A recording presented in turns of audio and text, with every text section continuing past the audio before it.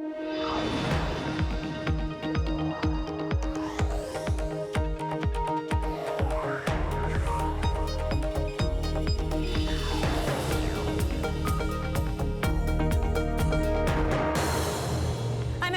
San Francisco, and this is Bloomberg Technology. Coming up in the next hour, after 3 weeks of chaos, Elon Musk makes a U-turn, saying he won't be attempting to take Tesla private after all. But investors and regulators still have lots of questions.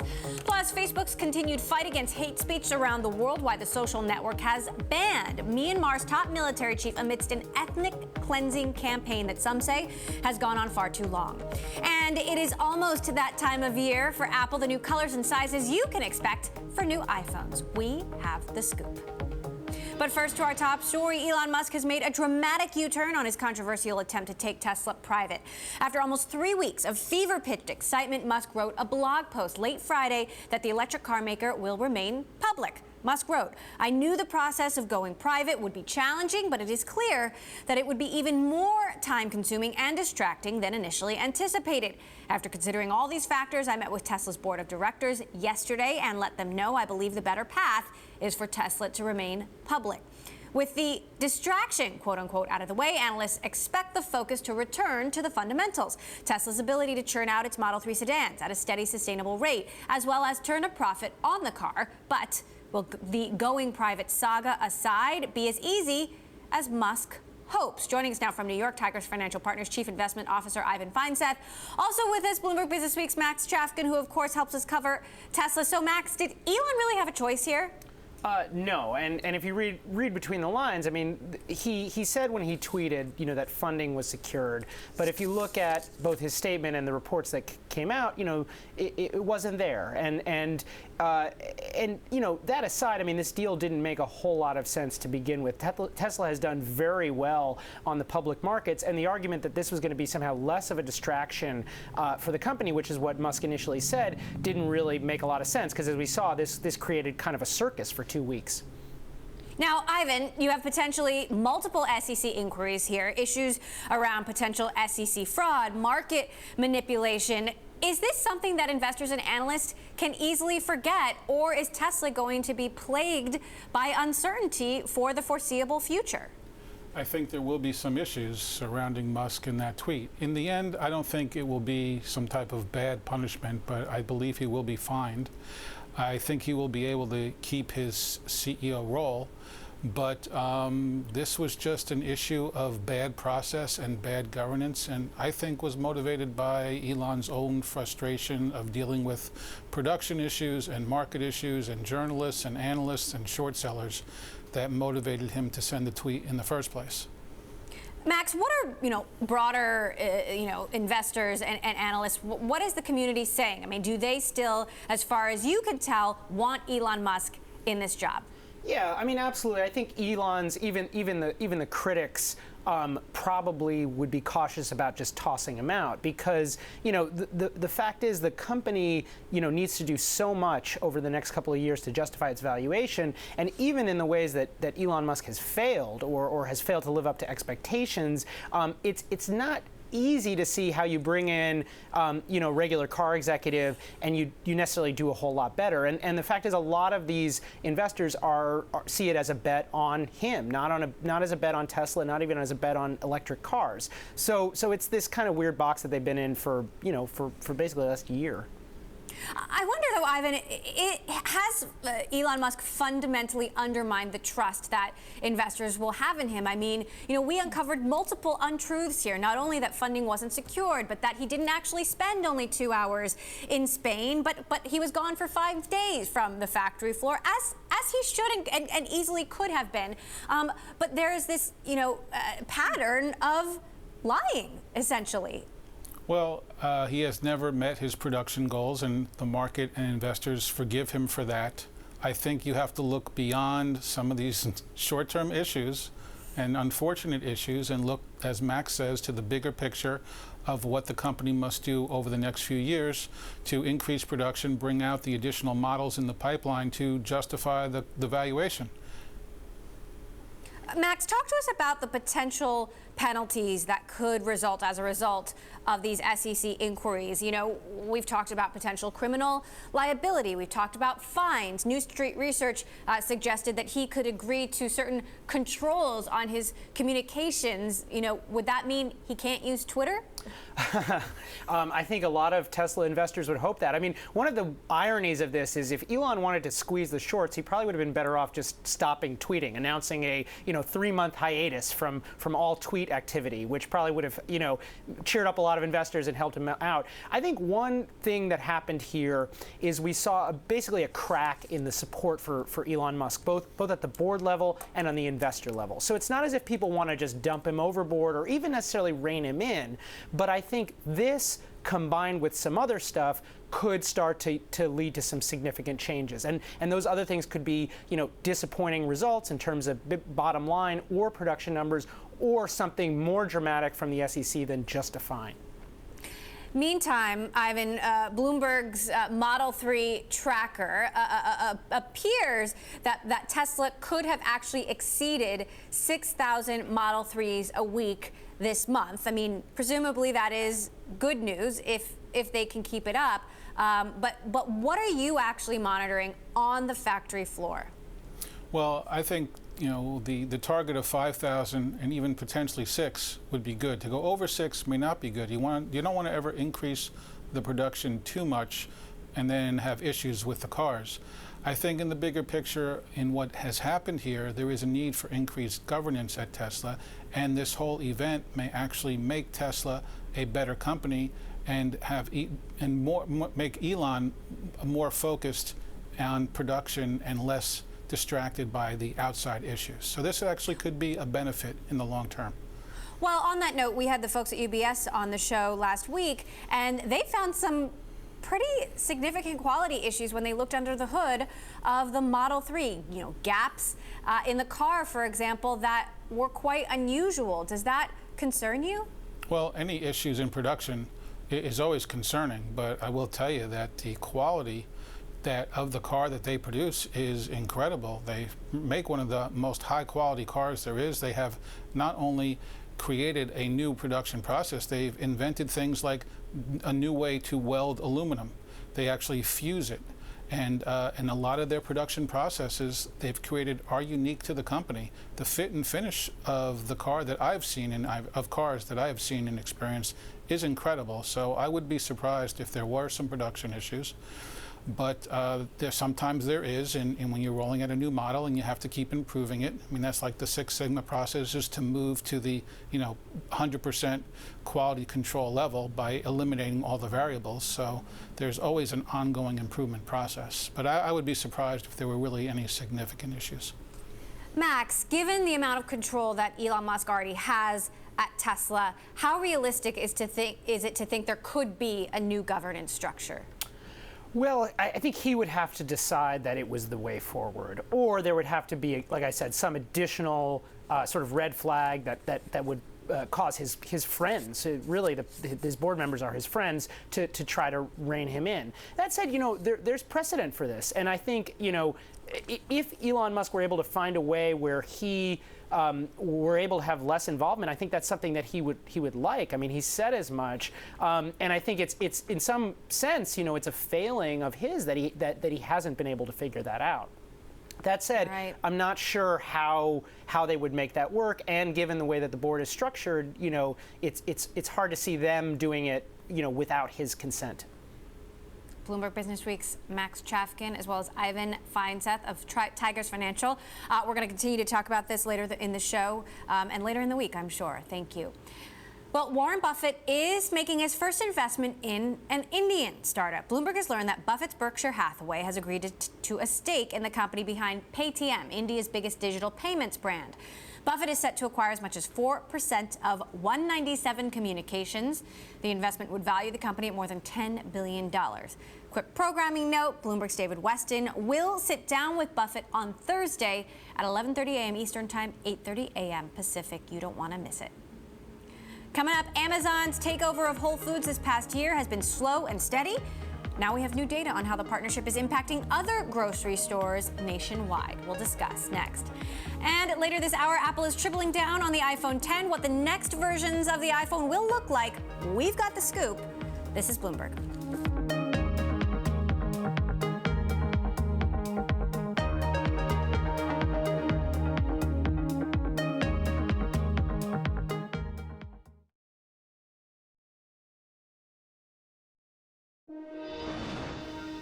It's been 1 year since Amazon stirred up yet another industry with its takeover of Whole Foods. And while it may be years before the e-commerce giant becomes a major player in groceries, it has already gained fairly strong footing. In just a year, Whole Foods gained traffic in more than 100 places around the U.S. at the expense of competitors like Trader Joe's. That's according to Sense360 data. And as Amazon slowly targets Whole Foods shoppers with more Prime discounts and deals, traditional grocers are sure to feel an impact. Here to tell us more, Bloomberg's head of global tech, Brad Stone. So what exactly did this study find? Right. Well, actually, there were two studies. The first by a company called Tab Analytics said that the number of Whole Foods shoppers increased by 11% this year. That was up from a 9% increase last year. And then, as you mentioned, Sense360, they said that Whole Foods gained 3.5% of shoppers who were also going to Trader Joe's when Trader Joe's and Whole Foods were in a mile of each other. It doesn't tell us a lot. It maybe confirms what we sense anecdotally as Whole Foods shoppers, which is the stores are full. They're actually a little picked over. Maybe more of the challenge is the kind of inventory management, but certainly Amazon seems to be having some success. Let me tell you, anecdotally, Trader Joe's stores are also very full. So what has Amazon actually added to Whole Foods? I mean, we talk about the devices, but that can't be what's driving this. No, I mean, the visible stuff is less important, right? They've added the lockers. I've actually never seen anybody open those lockers. I've never seen the devices on the floor, personally. Right. In some stores, they have devices. And of course, they've integrated with Amazon Prime. So when you go and check out at Whole Foods, the first thing they ask you, yes, they're scanning your items, is, are you a Prime member? And of course, there are some discounts. You get 5% back when you use the credit card, a 25% discount on some items. But really, they've turned Whole Foods stores into a massive Amazon advertisement. And not only does that probably help with Prime sign up, but it just makes Amazon and Amazon Prime top of mind. And Amazon knows from 20 years of history, when people see Amazon, when they think of Amazon, they increase their buying. They're also adding in-store pickup in a couple of locations, right, and online delivery. 24 cities. In-store pickup. That's something that Trader Joe's doesn't have. How impactful could something like that be? Well, I mean, look, Instacart, it probably impacts Instacart most of all. Instacart had that relationship. Amazon's been kind of peeling it back. Whole Foods deliveries as part of Prime now in 24 cities. I haven't used it yet. It's a convenience. But look, I mean, the supermarket industry is reacting. One after another, Kroger, Safeway, Walmart, everyone's investing in home delivery and curbside pickup. And the reality is Walmart still owns this market, right? Online massive. Grocery? No, Amazon's a small little player with 400 some Whole Foods supermarkets. Walmart's big, Kroger's is huge, Safeway. But look, I mean, what Amazon has is a little incubation machine in Whole Foods to go try new things. So how do you expect, and when they made this acquisition, you always said this is going to take years to play out, but how should we be watching this to play out, and what are the chances that Amazon really has of becoming the Walmart in groceries? Not for many years, because they would have to open so many stores, and that's a messy process. But I think look for more experimentation. These Amazon Go stores. There's now one. They're going to open another one where you pick something up and you walk out. I mean, one day I see that being a little corner of Whole Foods where all the prepackaged stuff is there. You go and you take it. Different kinds of Whole Food format stores. New Amazon payment technologies brought into the point of sale. I think these are the things that Amazon will do eventually. Right now they're working on integrating Prime into the point of sale and getting people excited about discounts, which was not a word that was normally associated with Whole Foods.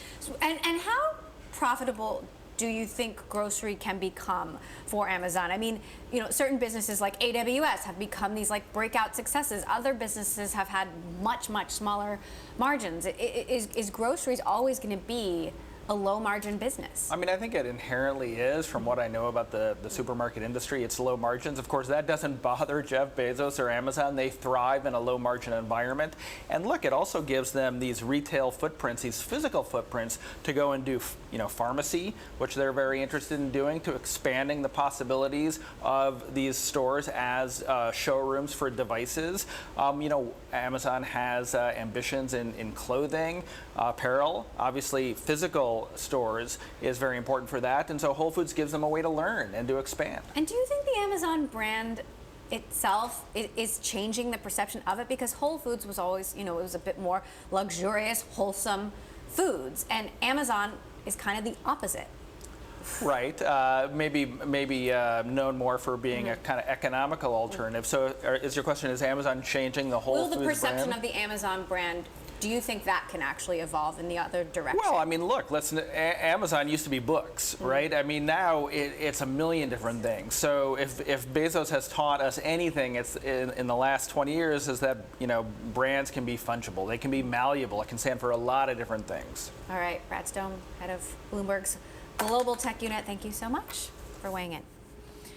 All right. In China, some rare public criticism for ride-hailing company Didi Chuxing. State-run media rebuked China's most valuable startup for its safety practices after a second female customer was killed, allegedly by a driver. Didi has halted its hitch service to reassess the business model and also fired 2 senior executives.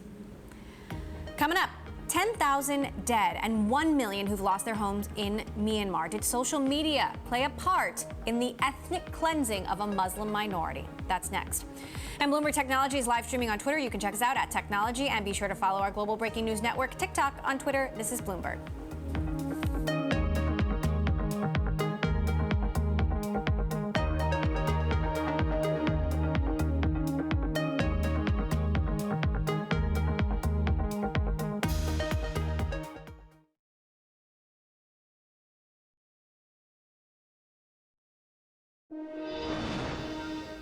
Facebook is finally taking action against military leaders in Myanmar that the UN said on Monday should be prosecuted for genocide. The social media company removed accounts and pages from Facebook and Instagram that were used to incite violence against the country's Muslim minority, Rohingya.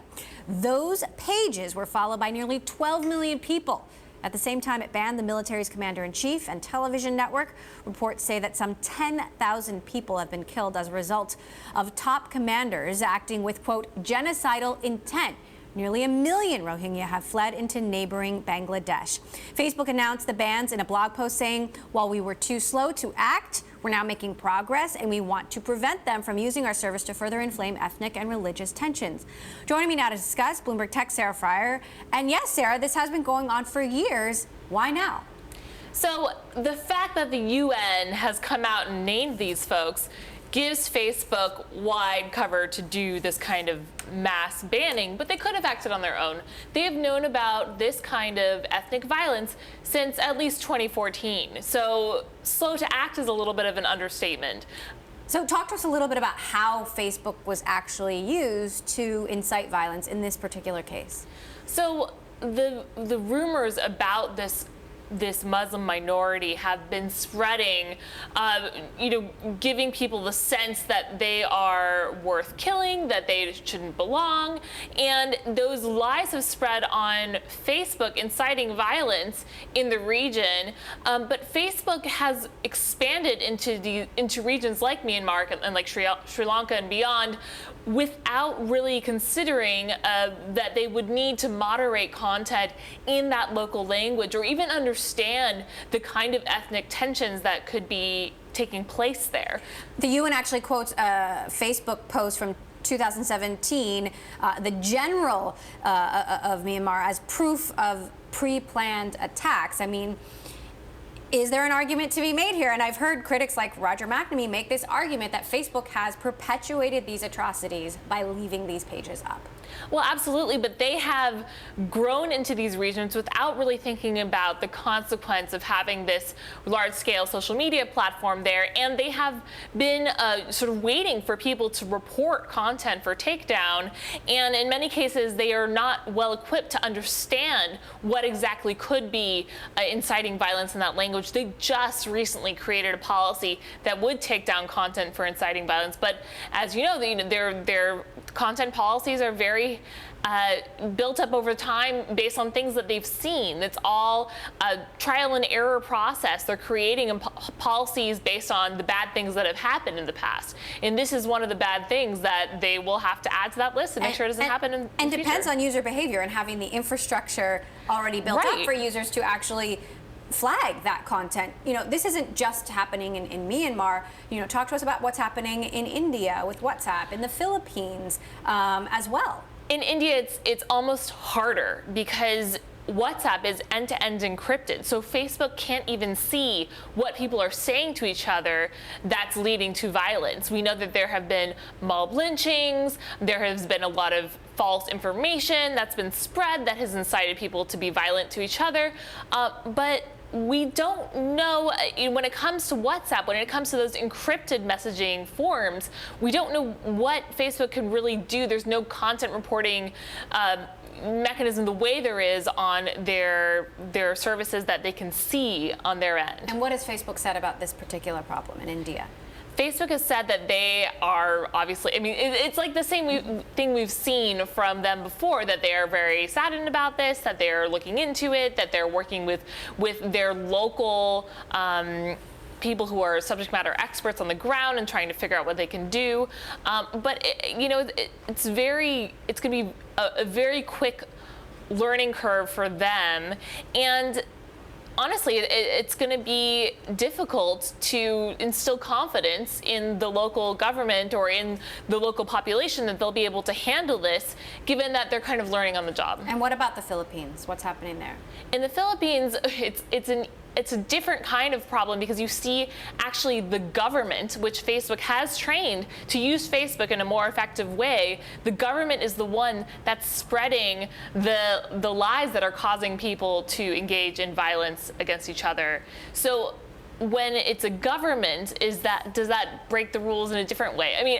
These are complicated questions, and the company is really only well versed in these things in countries where they have enough of a team that speaks the language and they have enough of the understanding of the culture to deal with it on a widespread manner.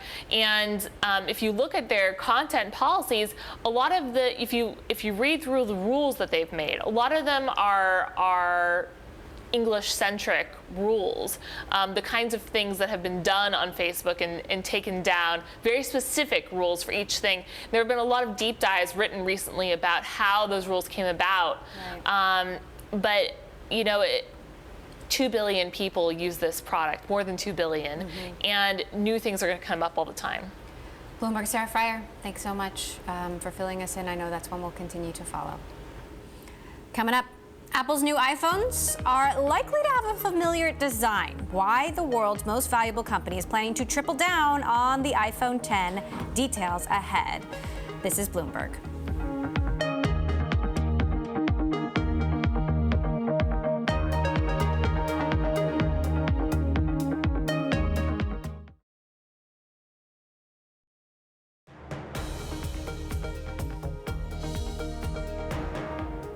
This is Bloomberg Technology. I'm Emily Chang in San Francisco. Apple is taking a page from its own playbook. The world's most valuable company plans to triple down on the iPhone 10, offering yet again 3 new models this fall. The new phones will have a wider range of prices, features, and sizes to increase their appeal. However, none of the 3 will be wholly new designs like the iPhone 10 was last year. Joining us now to discuss, all-star analyst Gene Munster of Loop Ventures, and in LA, we've got Bloomberg Tech's Mark Gurman, who covers all things Apple. So, Mark, what can you tell us about what these new phones will look like?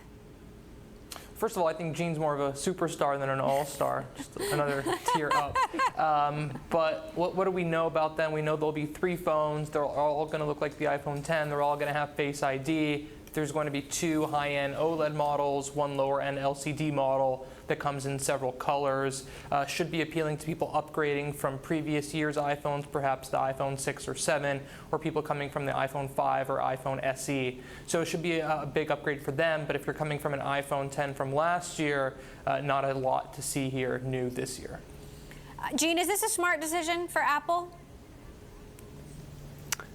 Yeah, it is. We're just, by the way, following Mark's reporting here on this and done a great job on it. But yes, it's a smart decision. The reason why is that what they're trying to do is really inch up ASPs. And the Street's looking for flat ASPs in 2019 over 18, so at 745.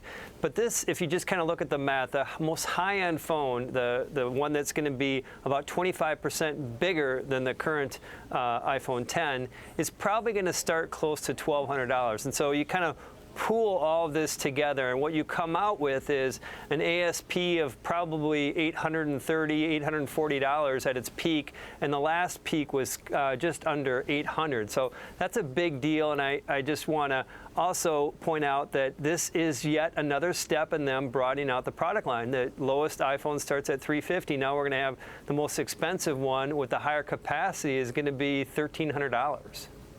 Well, and Mark, do you think Apple will continue to make the now lower priced iPhones, that older design, which, a lot of people are actually more familiar with? The iPhone 10, you have to have new, it's new behavior in order to actually get used to that phone.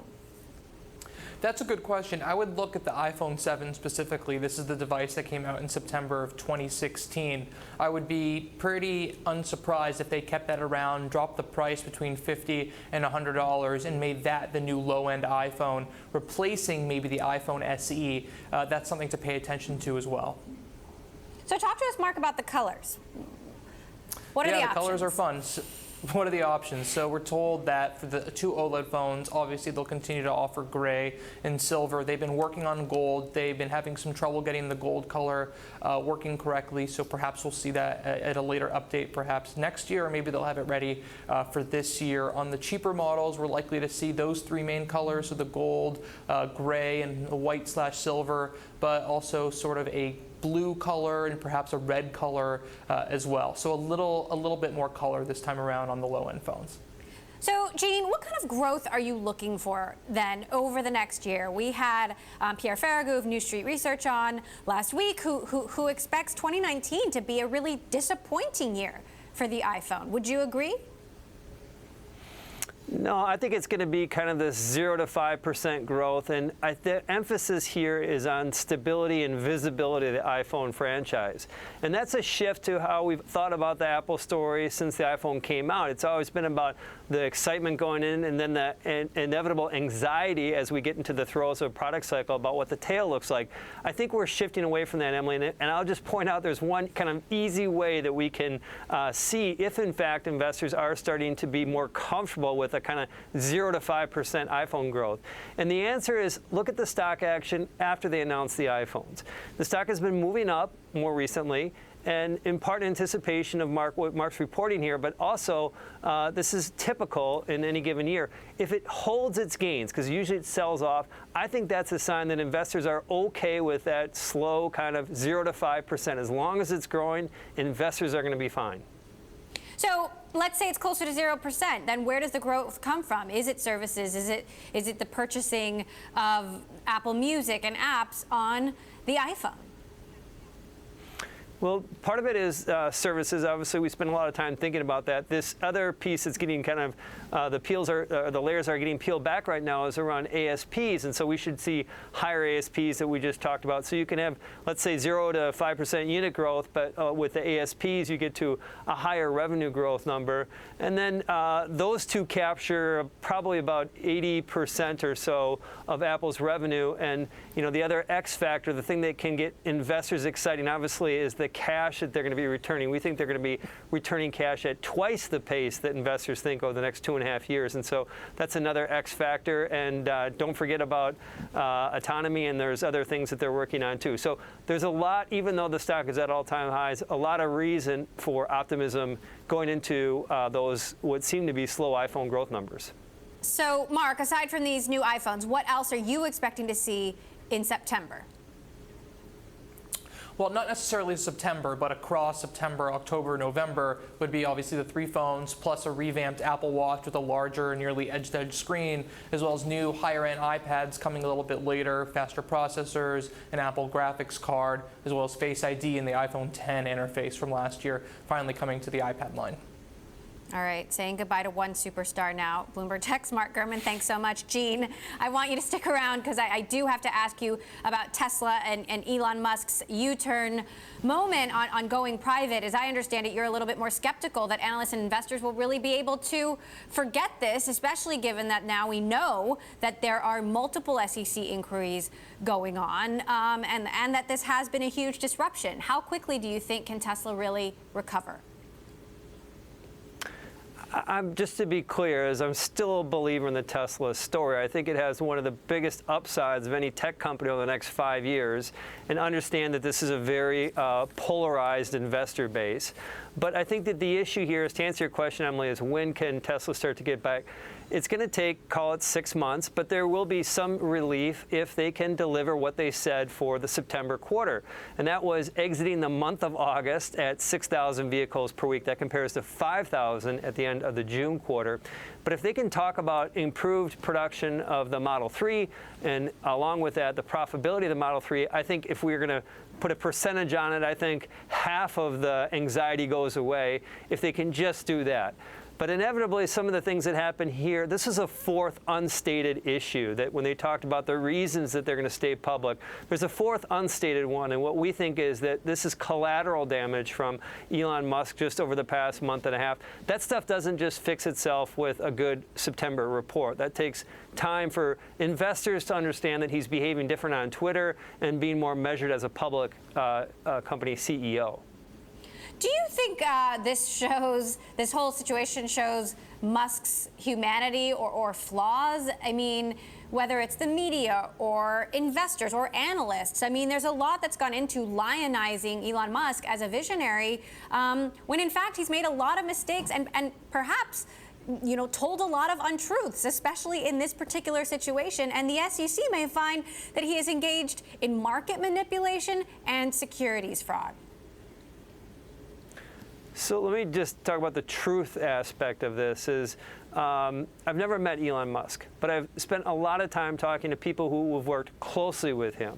And I've been reassured up until they haven't weighed in on this last funding secured comment, is that they never, even though he can be a very frictional person to work with, they've always said that he told the truth. So I think that I'm not saying that he did or didn't hear with funding secure, but I think the precedence is that we just have to take everything and look at the bigger picture here. At the end of the day, he is, maybe he made a mistake, maybe he didn't. I think funding secured has enough legal wiggle room that we'll see how that plays out with those class action lawsuits. But I think he's also being penalized for transparency. And so, well, other CEOs, and maybe that's the role, maybe that's his learning here, is he can't be totally transparent like he was in the New York Times story. But I do think that we are hyper-focused on what I think is something that he's a very unique person. Ultimately, I think he is still fit to lead the company and will be with the company in a leadership role for a long time in the future. It's hard to argue, though, that he was being transparent when, you know, our own very easy reporting showed that he didn't fly into that wedding for 2 hours. In fact, he was gone for 5 full days. That's an untruth. I guess that... Yeah, that is an untruth. What I can say is that when I talked about the transparency, I'm talking about other things that were referred to in that story. For example, like the ambient use that was referenced by some board members, but he also talked about that. I think that's something that was unique. And so, you know, as I said, that this episode here, I'm not weighing in on the truth on that episode. I just want to say is that this narrative that he is someone who doesn't tell the truth kind of as a longer period of time, I don't think that that's true, and we'll see how this plays out with the more recent turn of events. So if you believe that Elon Musk is still the right person to be running Tesla, do you think he can and should continue to run as is, or do you think there needs to be some additional governance structures built in here that are actually realistic, given the amount of control he already has at the company? Definitely he needs help. And I think that is part of this more recent story too, is it felt like yet another, he had talked about this before, but public declaration that he needs some sort of support at the top, whether it's a COO type of role. But I think that is clear. Maybe even there's a place for him. This probably is highly unlikely, but for him to take a temporary break. Whatever that is that there does need to be better controls at the company, and he needs a stronger board too, a board that's willing to say that you be the visionary, but you need to stay off Twitter. So I think if he gets the COO type of a role filled, and also has more discipline around social media, I think that will really advance his reign as Tesla CEO. All right. Boot Ventures co-founder Gene Munster, the other superstar. Thank you, Gene, as always, for weighing in. Coming up, Uber lost $4.5 billion last year. Could self-driving technology be the key to reversing that? We'll discuss next. And the battle to stop a red tide, more commonly known as very stubborn algae, that's been killing wildlife along Florida's southwest coast for nearly a year. Biotech could be the answer. We'll discuss. This is Bloomberg.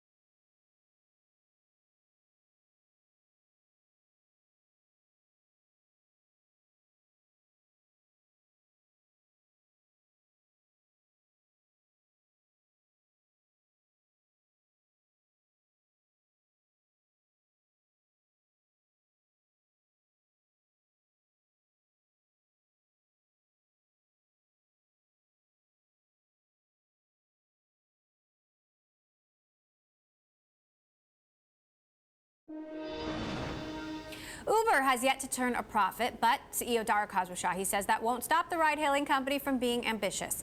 In an interview with the Financial Times, he vowed to keep investing in new ventures and making big bets, saying, quote, "There's a $6 trillion mobility market, and no one product is going to be serving that whole market. The ultimate competition here is car ownership, and boy, is that a big market to go after." Speaking of owning cars, Uber is said to have scored a $500 million investment from Toyota that will focus on self-driving cars. Investments like that could be crucial for companies like Uber because a major question looming over the industry is just when will they turn a profit? Well, according to a new series at Bloomberg Intelligence, the profit could come with the help of self-driving technology. Companies like Uber and Lyft invested over $35 billion through the middle of last year to develop their own self-driving technology in the hopes that it will be the missing link to riding into the black. But will it work? Here to discuss, Nimai Mehta, partner at Lead Edge Capital. Lead Edge is an investor in Uber, and last Thursday announced a $500 million new fund that now brings their total capital under management to $1.5 billion. Nimai, thank you so much, as always, thanks for having me. For joining us. Uber's self-driving unit is losing $100 to $200 million a year. Is pouring money into this, continuing to pour money into this, the right call? Yeah, so, I saw the intelligence report that Bloomberg came out with recently about ride sharing and the importance of autonomous as a path to building profits for the company. And having been an investor for a number of years now, we fundamentally believe that there is a profitable path for the business with a human driver model only. And the company, they just reported their Q2 earnings. They did $12 billion of ride volume. That number is growing, almost 50% year over year on a pro forma basis. And what that tells me is that the company right now is solving for growth. And so, yes, they're burning a little bit of cash, but just like we've seen with Amazon or Netflix, that trade-off between growth and profitability is the decision and judgment call that management's making. We think it's the right thing to do. So From a human driver and investment standpoint, we think there's a viable business. Autonomous is a long ball opportunity, and the company is definitely going to continue to invest. But we're very confident about the human driver model being sustainable and viable standalone. So there's no question that self-driving technology will at some point be, a huge driver for ride-sharing companies like Uber and Lyft. But the question is when. Bill Gurley, former Uber board member, famously, butt heads with Travis Kalanick about when this would happen. I mean, Gurley believes that self-driving cars really aren't going to be realistic for 2, maybe 3 decades. I mean, what do you think? Yeah, I'm more in the Gurley camp on this. So, from the work that we've done, the conversations we've had, and the sheer number of technology, regulatory, and then the challenges of mass producing cars at scale, we're a long ways away, at least a decade, from any sort of material impact from mobility, these autonomous cars taking a chunk out of the overall bookings volume of Uber's business. They've got 2 million drivers on the road today, in the United States. And that's a lot of cars to have to build that to replace, those human drivers. So I think it's going to take a long time, and I'm much more in the Gurley camp than, sort of the more near-term technocrat view of, we're going to have self-driving cars, in 2020. Okay, so, you guys have just raised a new fund. Where do you see putting this money to work? What's the next big opportunity if ride-sharing was the last one? Yeah, so thank you for mentioning our new fund. The thing we're most proud about is the fact that we raised that capital from, more than 250 successful entrepreneurs and executives. And so we're always looking for businesses that we can leverage those executives and entrepreneurs to help our portfolio companies be more successful. I think the area, and it's actually more of a geographic theme than anything else, the area we're spending a lot of time right now is in China. We recently made an investment in Tencent Music. We're investors in Alibaba and Financial. And our view is that the China consumer opportunity, that growth vector is going to be extraordinary over the next 10 years, and an investment theme that's going to dominate the headlines over the next decade. So we're spending a lot of time in China as an area of focus. And then in terms of business models, we continue to focus on cloud, SaaS technologies. We've had a lot of success in security, lots of money going into that category, but even vertical market opportunities like education, energy, healthcare, IT, we're spending a lot of time looking in those categories too. That said, we're seeing a ton of capital out there, whether it's SoftBank with their $100 billion fund, or Toyota, a non-traditional investor that we've just confirmed is investing $500 million in Uber. Has all of this extra money out there made your job harder? And is there really a place for you to deploy all of it? Yeah, it's a really good question. I do think what we're seeing is a structural shift between companies going public much later than they historically have. And so what would happen is that a lot of value and market cap would accrue to public markets investors versus private markets investors. And so in the case of Amazon, had you invested in Amazon at the IPO, you could have made 100 times your money. But from the Facebook IPO price to where they are today, it's more like 5 times your money. So we're seeing this trend of businesses going public later. That means that more value is going to accrue to private markets investors. And so the pool of opportunity and value creation to capture is larger today than it historically has been. I'm not denying that there's a lot of money floating around out there. $100 billion from SoftBank is a ton of money. Okay. But the private value creation story is definitely on an incline. So we're going to participate in that. Nimei Mehta, Lead Edge Capital. Thank you, as always, Nimei, for stopping by. Coming up, could biotech help combat thick green algae that's invaded Florida's Gulf Coast? We'll explore next. This is Bloomberg.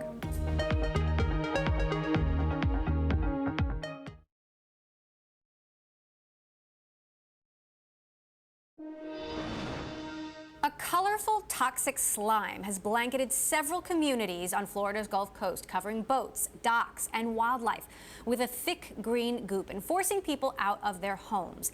The bacterial coating is a phenomenon known as red tide. Joining from Washington, D.C. is Alan Bierga, Bloomberg News agriculture policy reporter. And with me here in the studio, Karsten Teme, CEO of Pivot Bio, to talk about the problem and a solution. So this is often referred to as algae, but that is not the precise name. How did the problem in Florida get so bad? Well, this is something that is actually amplified by fertilizer runoff. And all around the world, we have about 500 places where nitrates leach into our water system and create dead zones. They're actually places that the algae blooms and it kills off the local wildlife Nothing can live there. And in this case, the red tide, it's actually amplified by this nitrate runoff. So, Alan, how much are humans to blame here? So getting back to your original question, where did this come from? This is something that's been a natural phenomenon off the coast of Florida for hundreds of years. The issue, however, is that you've seen a real intensification of it in recent years, and indeed, nitrates and fertilizer runoff have been seen as big causes of that. You also have questions about climate change. This is a season that has never had a lot of rhyme or reason to it, but in recent years, it seems to be intensifying, and intensifying much more than what you would expect with natural causes. That's where people start looking at things like warmer temperatures and agriculture as potential causes for this. And of course, then from there, you have to seek solutions. What is, Karsten, your solution and the technology behind it?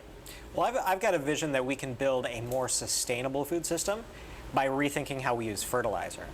So if we can cut back on how much nitrate leaches into our waterway, we can eliminate that fuel that's promoting these blooms. And at my company, Pivot Bio, we've done that by creating a probiotic. It actually spoon feeds nitrogen to all of our crops on a daily basis. And that means that there isn't any nitrate running into our waterways. So, Alan, you're our ag policy reporter. I mean, how groundbreaking could this solution be compared to what else is out there? Well, there are production problems in contemporary agriculture, and what you'll hear are things like, greater productivity. In other words, fewer nitrates, less fertilizer is being used per unit that is produced. But if you're the water, if you're the fish, it's not about whether or not you use 20% more fertilizer to create twice as much corn. The fact is you're still using 20% more fertilizer. So in order to deal with these issues of just accumulated industrial agriculture use, you do need to sometimes think out of the box as ways of finding solutions. Now, people are looking for lower input fertilizer, possibly productivity gains that can actually happen while you are reducing your inputs. What you see in terms of some of these uses for nitrates, some of the probiotic, I think anybody who eats a lot of yogurt understands the principle there. These are the sorts of solutions people are seeking to stop this problem. Now, that does nothing about climate change, but it does do something about the ag runoff problem that seems to be intensifying this issue. And Karsten, presumably your tech could have an impact beyond Florida. Right? Oh, completely. It actually can begin to get us into that case where we deal with climate change. Because when we use fertilizer, about 1% of that turns into nitrous oxide. And that's 300 times more potent than carbon dioxide as a greenhouse gas. And when we eliminate all of that fertilizer by using our probiotic, there isn't that emission of greenhouse gases. And so when farmers across the U.S. would use our first product, it has the impact of being able to take 1 million cars off the road. All right. Well, I know a lot of people in Florida on the coast are very upset about this slime, if you will. So thank you so much for stopping by. Karsten Teme, CEO of Pivot Bio, as well as Alan Bierga of Bloomberg News. Thank you both. That does it for this edition of Bloomberg Technology. Tune in tomorrow. We'll be speaking with the CEO of FireEye. This is Bloomberg.